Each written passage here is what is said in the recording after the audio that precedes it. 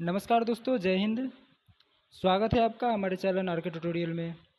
आज हम जानेंगे भारतीय संविधान के निर्माण के बारे में, यानी कि कैसे बना भारत का संविधान, कौन कौन सी समितियां बनाई गई, कितने संशोधन हुए और कितना समय लगा। तो ये सारी बातें हम जानेंगे आज की इस वीडियो में। सो प्लीज़ वीडियो को अंत तक ज़रूर देखें। तो चलिए शुरू करते हैं हम।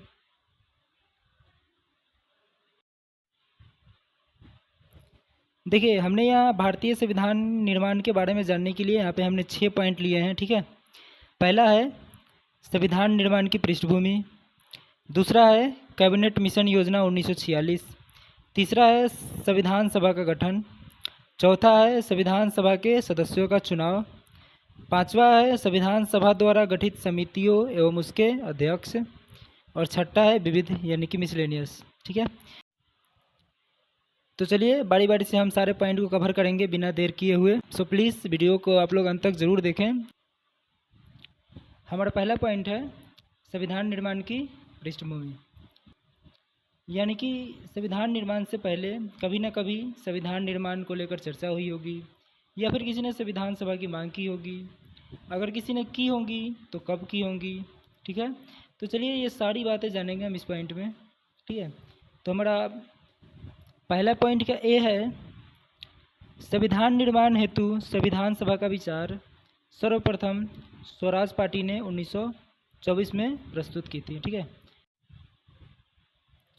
देखिए यहाँ पे एक स्वराज पार्टी का मेंशन है, ठीक है। ये स्वराज पार्टी है क्या? तो देखिए स्वराज पार्टी की स्थापना 1 जनवरी 2023 में हुई थी, ठीक है। और यह पार्टी उस समय की सबसे बड़ी विपक्षी पार्टी थी, यानी एक पार्टी तो हमारी कांग्रेस पार्टी थी, ठीक है। ये आज़ादी से पहले की पार्टी थी कांग्रेस, जो आज भी सत्ता में है, ठीक है। ये जो पार्टी है स्वराज पार्टी, ये ज़्यादा दिन तक चली नहीं और इसका विलय धीरे धीरे कांग्रेस पार्टी में हो गया, ठीक है। अब कोई पार्टी विलय कब होती है ये तो सबको पता है। पार्टी में फूट पड़ जाती है या फिर एक मत नहीं होता है तो पार्टी विलय हो जाती है, ठीक है। और इस स्वराज पार्टी के अध्यक्ष थे चित्तरंजन दास और सचिव कौन थे? मोतीलाल नेहरू। इन दोनों ने मिलकर ये स्वराज पार्टी बनाई थी, ठीक है। तो इसी पार्टी ने सर्वप्रथम भारतीय संविधान निर्माण के लिए संविधान सभा का विचार प्रस्तुत किया था, ठीक है। बी में है 1934 में एम.एन. राय ने सबसे पहले संविधान सभा की मांग की थी, ठीक है। ये भी पॉइंट आप लोग याद रखिएगा। देखिए ये स्वराज पार्टी विचार प्रस्तुत की थी, लेकिन ये जो एन.एम. राय है ये सबसे पहले संविधान सभा की मांग की थी, ठीक है। सी में है सर स्टेफर्ड क्रिप्स की अध्यक्षता में मार्च 1942 में आई क्रिप्स मिशन ने एक प्रस्ताव में वादा किया था कि द्वितीय विश्व युद्ध के बाद भारत में संविधान निर्माण के लिए संविधान सभा गठित की जाएगी, ठीक है। देखिए यहाँ पे है क्रिप्स मिशन, ठीक है। तो क्रिप्स मिशन क्या थी? एक प्रकार की मिशन थी। ये क्रिप्स मिशन कब भारत में आई थी? तो 1942 में ये। और इसका उद्देश्य क्या था कि द्वितीय विश्व युद्ध में भारतीयों का सहयोग प्राप्त करना था, ठीक है। जब द्वितीय विश्व युद्ध हो रहा था तो ब्रिटेन सोचता था कि भारत के जो भी सैनिक है या फिर भारत के लोग हैं या फिर भारत है, हमें सपोर्ट करे, उसका सहयोग प्राप्त हो ताकि हम द्वितीय विश्व युद्ध जीत सके, ठीक है। इसी को लेकर उन्होंने बोला था कि द्वितीय विश्व युद्ध के बाद भारत में संविधान निर्माण के लिए संविधान सभा गठित की जाएगी, ठीक है। चलिए हम आगे बढ़ते हैं। दूसरा पॉइंट है कैबिनेट मिशन योजना 1946, ठीक है। चलिए इसको हम समझते हैं। ए में है ब्रिटिश प्रधानमंत्री क्लीमेंट एटली की सरकार द्वारा मार्च 1946 में संविधान बनाने की रूपरेखा तैयार करने के लिए और सत्ता हस्तांतरण की योजना बनाने के लिए कैबिनेट मिशन भारत भेजा, ठीक है। देखिए जो हमारे ब्रिटिश प्रधानमंत्री थे क्लीमेंट एटली, ठीक है, उन्होंने कैबिनेट मिशन भारत भेजा 1946 में। किस लिए? तो संविधान बनाने की रूपरेखा तैयार करने के लिए, यानी भारत में संविधान निर्माण के लिए एक मिशन भेजा, कैबिनेट मिशन, ठीक है। कैबिनेट मिशन में 3 सदस्य थे, जिसमें पहला लॉर्ड पैथिक लॉरेंस जो अध्यक्ष थे, दूसरा सर स्टेफर्ड क्रिप्स और तीसरा ए.बी. अलेक्जेंडर थे, ठीक है। ये पॉइंट आप लोग याद रखिएगा।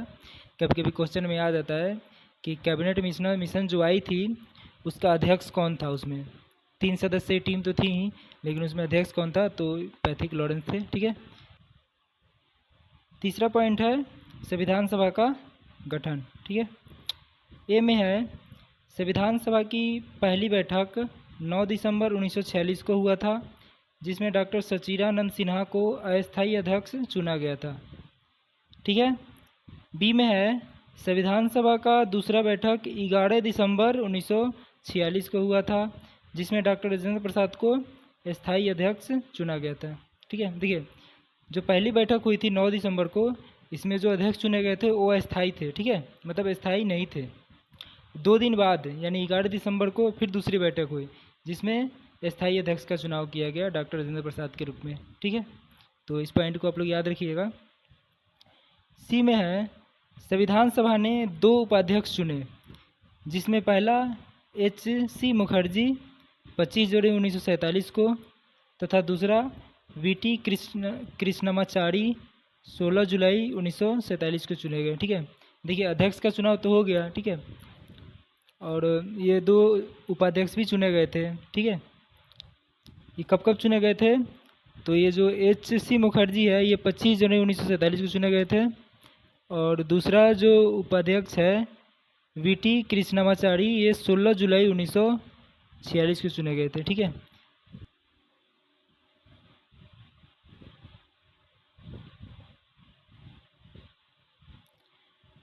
डी में है संविधान सभा की बैठकों का स्थान संविधान हॉल नई दिल्ली था, जो अब संसद भवन का केंद्रीय कक्ष है। ठीक है, देखिए संविधान सभा का जो बैठक हो रही थी वो कहाँ हो रही थी? तो संविधान हॉल में हो रही थी।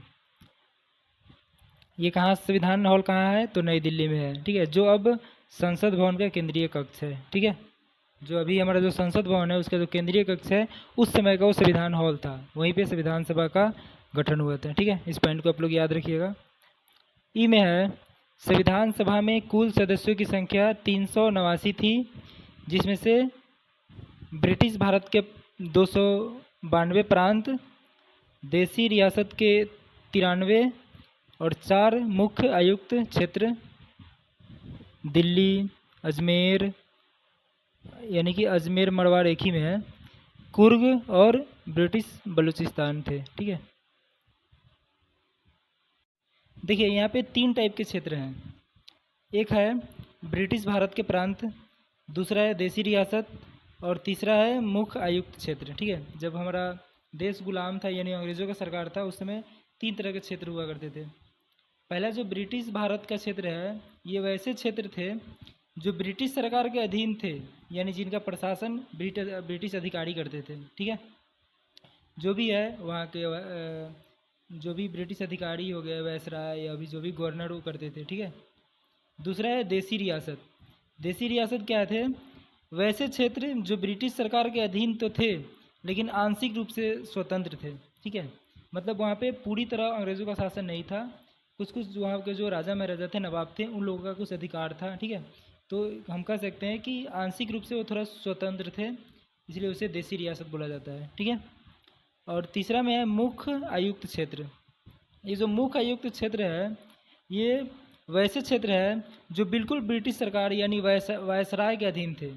ठीक है, ऐसे क्षेत्र में ना ही चुनाव होते थे और ना ही कोई गवर्नर होता था। ठीक है, इस बात को आप लोग याद रखिएगा कि जो मुख्य आयुक्त क्षेत्र है वो पूरी तरह से ब्रिटिश शासन के अधीन थे, ना ही देसी रियासत में आते थे और ना ही ब्रिटिश गवर्नमेंट में तो थे ही। वहाँ पर सिर्फ जो देश के वायसराय है सीधा वो कंट्रोल करते थे। ठीक है, और वो क्षेत्र कौन कौन से थे?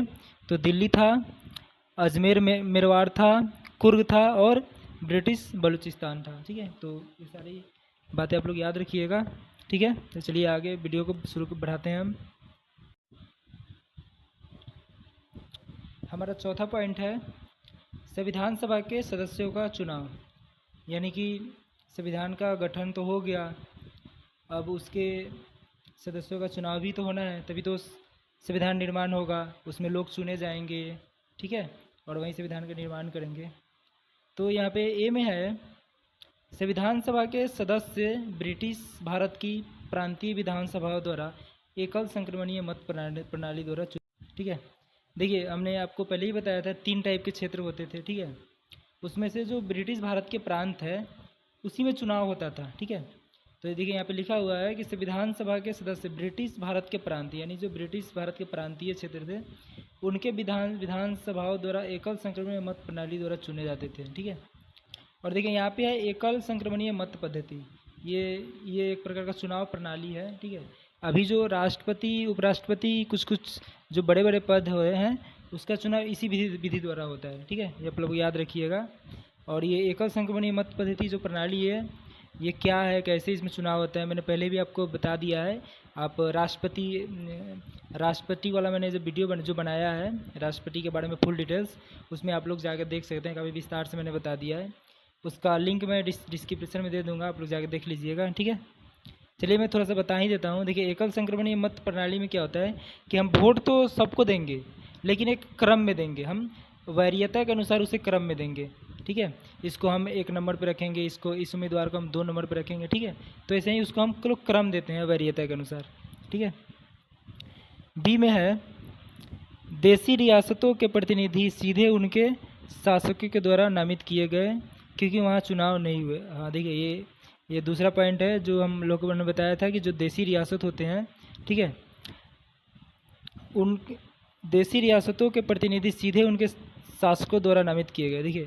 देखिए जो देशी रियासत थे वो पूर्ण रूप से अंग्रेज़ों के गुलाम नहीं थे। ठीक है, उस क्षेत्र में थोड़ी आज़ादी थी, यानी हम कह सकते हैं कि वहाँ पे राजा महाराजाओं या नवाबों का थोड़ा बहुत शासन चल रहा था। ठीक है, इसलिए वहाँ चुनाव नहीं हुए। वहाँ के जो राजा थे यानी जो भी थे उन्होंने अपने तरफ से कुछ आदमी को मनोनीत कर दिया कि जाइए संविधान सभा में आप हमारे रियासत की तरफ से जाइए और संविधान का निर्माण कीजिए।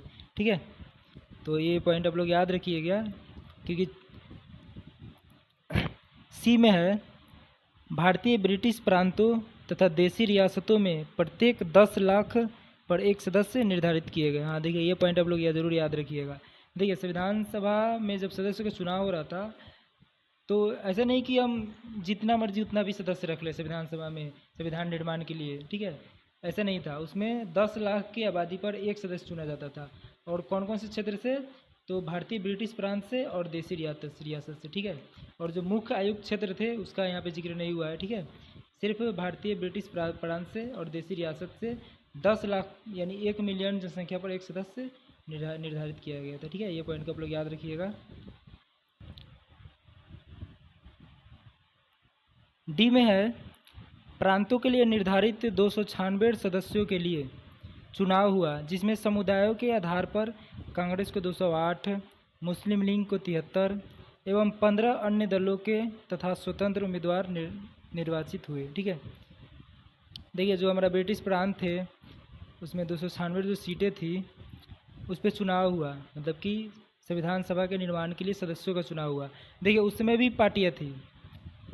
पार्टियाँ थी, कांग्रेस था, मुस्लिम लीग था, और उस समय भी सामुदायिक वोट बहुत ज़्यादा होता था। मतलब जैसे कि जो पार्टियाँ जिस धर्म के है या जिस समुदाय के है उस समुदाय के लोग उसी को वोट देते थे। ठीक है, तो देखिए यहाँ पे लिखा हुआ है कि समुदाय के आधार पर कांग्रेस को 208 वोटें मिली, मुस्लिम लीग को 73 और 15 अन्य दलों के, यानी हम निर्दलीय कह सकते हैं। ठीक है, अन्य दलों के तथा स्वतंत्र उम्मीदवार निर्वाचित हुए। इस पॉइंट को भी आप लोग याद रखिएगा। ठीक है,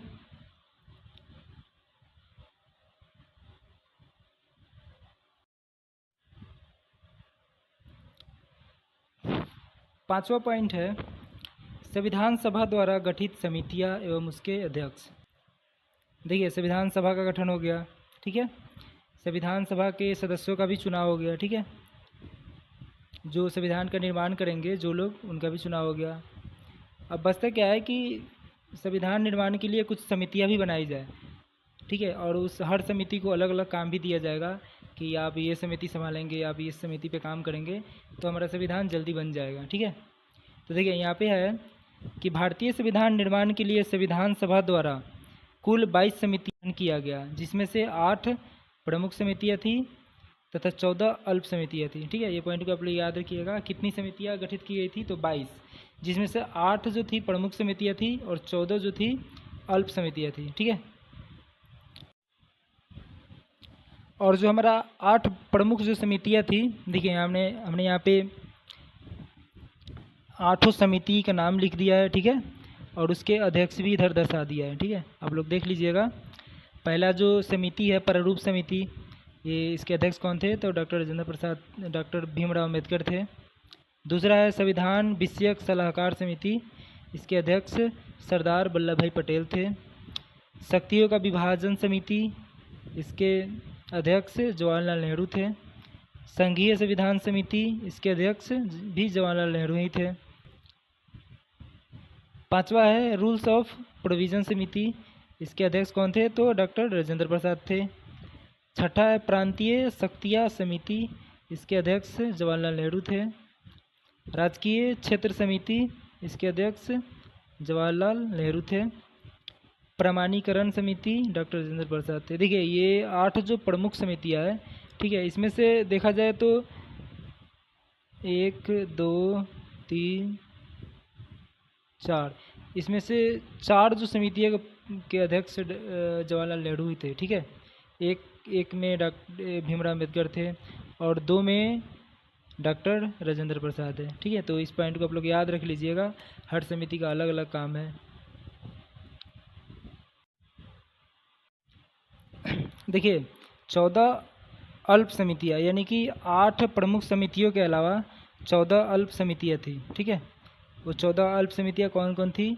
तो यहाँ पर भी मैंने समिति का नाम और बगल में इसके अध्यक्ष का नाम लिख दिया है, ठीक है। ये आप लोग एक बार मैं पढ़ के ही बता देता हूँ, आप लोगों को याद होने में आसानी होगा, ठीक है। पहला है मौलिक अधिकार उप समिति, जिसके अध्यक्ष जेपी कृपलानी थे। दूसरा है अल्पसंख्यक उप समिति, जिसके अध्यक्ष हर सरदार पटेल थे। उत्तर पश्चिम सीमांत एवं बलूचिस्तान के जनजातीय क्षेत्र समिति, इसके अध्यक्ष कौन थे? तो गोविंद बल्लभ पंत थे। चौथा है उत्तर पूर्व सीमांत जनजातीय क्षेत्र समिति, इसके अध्यक्ष कौन थे? तो एगोपीनाथ बारदोलोई थे, ठीक है। पांचवा है अनुसूचित जातियों एवं जनजातियों पर उप समिति के अध्यक्ष कौन थे? तो एवी ठाकर थे, ठीक है। छठा है भाषा पर उप समिति, बीजी खेर थे। नागरिकता उप समिति के अध्यक्ष भीमराव अंबेडकर थे, ठीक है। देखिए भीमराव अंबेडकर यहाँ पे 2 समिति के अध्यक्ष मिल चुके हैं, एक प्रारूप समिति के थे और दूसरा नागरिकता उप समिति के हैं, ठीक है। 8वां है मुख्यालय समिति, इसके अध्यक्ष कौन थे? तो बी पट्टाभी सीता रमैया, ठीक है। चलिए हम आगे बढ़ाते हैं वीडियो को।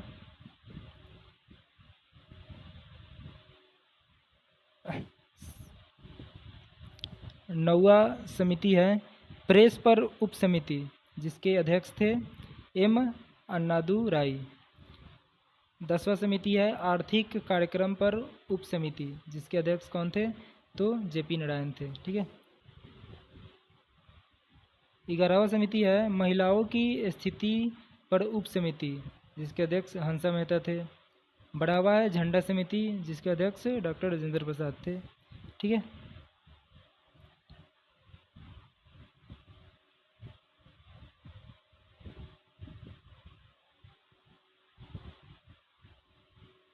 तेरहवा समिति है प्रमाण पत्र समिति, जिसके अध्यक्ष कौन है? अल्लादी कृष्णा स्वामी अय्यर, ठीक है। चौथा यानी लास्ट हमारा अल्प समिति है ये आदेशों के रिपोर्ट पर समिति, जिसके अध्यक्ष कौन है? तो टीटी कृष्णमाचारी है, ठीक है। देखिए यहाँ पे मैंने एक पॉइंट लेके मैंने यहाँ पे रखा है, ठीक है। चलिए इसको हम पढ़ के बताते हैं इसमें क्या है।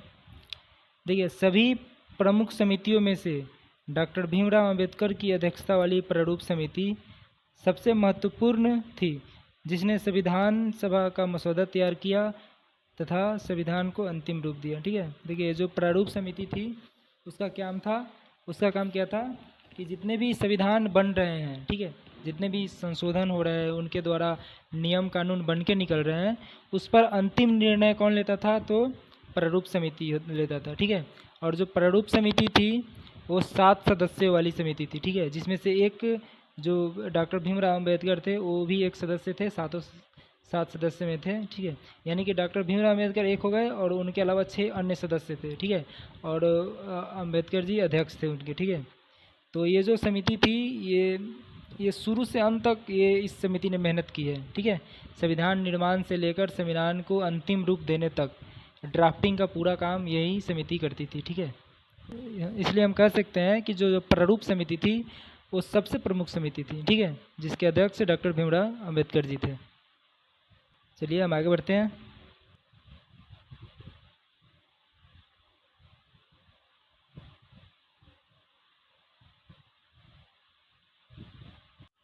हमारा लास्ट पॉइंट है विविध, यानी कि मिसलेनियस। ये हमारा छठा पॉइंट है, ठीक है, लास्ट पॉइंट है। चलिए इसमें बहुत सारे पॉइंट हमने ABCD करके बहुत दिए हैं मिसलेनियस में। लगभग संविधान निर्माण का आधा से अधिक बातें ये विविध में ही बताया गया है। देखिए ए में है 15 अगस्त 1947 को देश का विभाजन हुआ।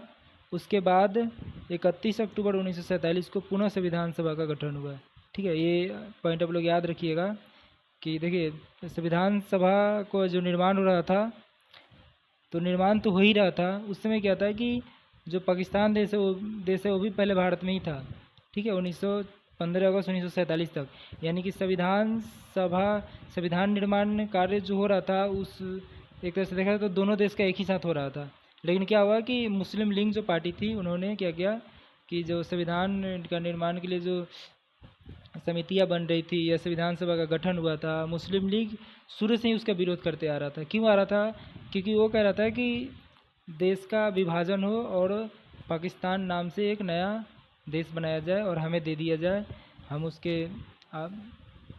उसको चलाएंगे, ठीक है, हमारी पार्टी उसको चलाएगी, ठीक है। तो उसी को लेकर 15 अगस्त 1947 को देश का विभाजन हुआ। जब देश का विभाजन हो गया तो जो जितने भी संविधान सभा में मतलब पाकिस्तान के एरिया से जितने भी संविधान सभा में सदस्य थे, यानी कि वो भी एक तरह से हट गए, ठीक है। तो संविधान सभा में अब सदस्यों की संख्या भी कम रह गई, ठीक है। तो क्या हुआ कि उसके देश के विभाजन के बाद एक बार और पुनः संविधान सभा का गठन किया गया। कब किया गया? तो 31 अक्टूबर 1947 को, ठीक है। इस पॉइंट को आप लोग याद रखिएगा।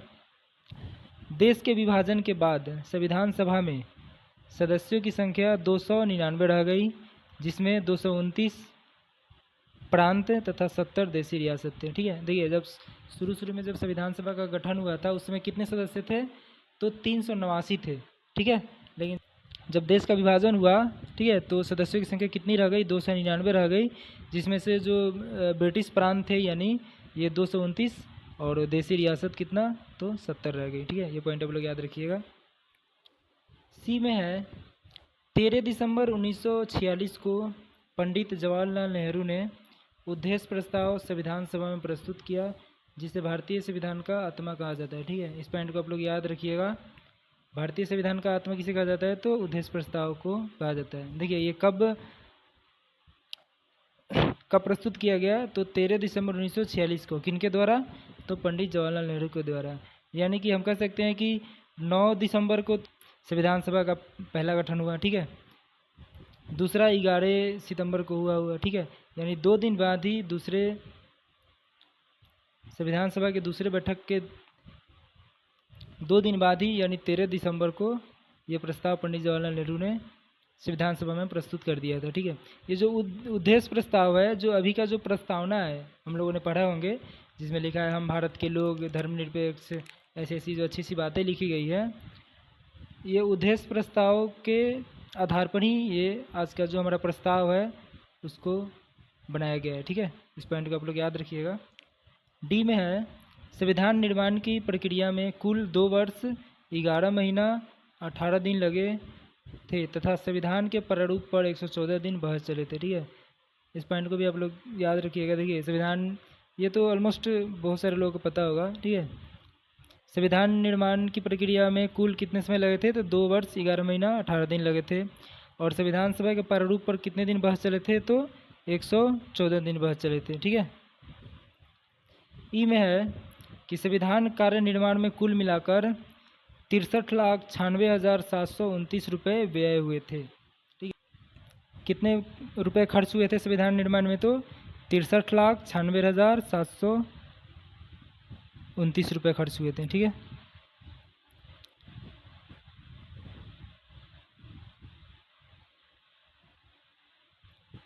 एफ में है संविधान निर्माण के दौरान लगभग 7,635 संशोधन प्रस्ताव संविधान सभा में के समक्ष प्रस्तुत किए गए तथा इनमें से लगभग 2473 संशोधन प्रस्तावों को स्वीकार किया गया। ठीक है, देखिए संविधान जब बन रहा था तो जितने भी नियम कानून बन रहे थे उस पर संशोधन तो हो ही रहा था। ठीक है, और देखिए 7635 संशोधन हुआ जिसमें से 2473 को ही स्वीकार किया गया। यानी देखा जाए तो लगभग 3 गुना प्रस्ताव को ये जितने स्वीकार किए गए हैं इससे 3 से 4 गुना प्रस्ताव को तो रिजेक्ट कर दिया गया है। ठीक है, यानी कि ये नियम कानून सही नहीं थे। तो इस पॉइंट को आप लोग याद रखिए। जी में है भारतीय संविधान को 26 नवंबर 1949 को अंगीकार किया गया तथा इसलिए इस तिथि को संविधान दिवस या राष्ट्रीय कानून दिवस मनाया जाता है। इस पॉइंट को भी आप लोग याद रखिएगा। ठीक है, संविधान सभा को 26 नवंबर 1949 को अंगीकार किया गया। ठीक है, अपनाया गया ये भी कह सकते हैं। और ये जो 26 नवंबर को संविधान दिवस मनाया जाता है या फिर राष्ट्रीय कानून दिवस भी इस दिन को हम लोग मनाते हैं। ठीक है, एच में है 26 जनवरी 1950 को भारतीय संविधान को देश में लागू किया गया जिस दिन हम गणतंत्र दिवस मनाते हैं।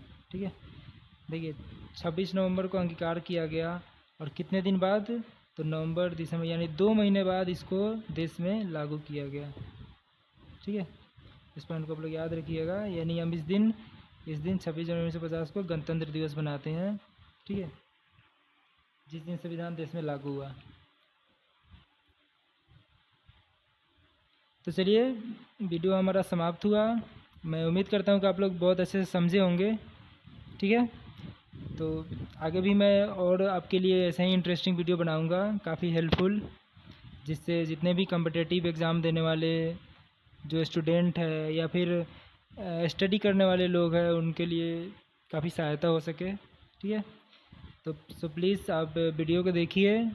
जितने भी मैं वीडियो बनाता हूँ, जितने भी टॉपिक को कवर करता हूँ, पूरी तरह फुल डिटेल्स देने की कोशिश करता हूँ ताकि आप लोगों को कोई कन्फ्यूज़न ना रहे। ठीक है, अगला वीडियो मैं जल्दी बनाऊँगा किसी दूसरे टॉपिक पे। जय हिंद, जय भारत।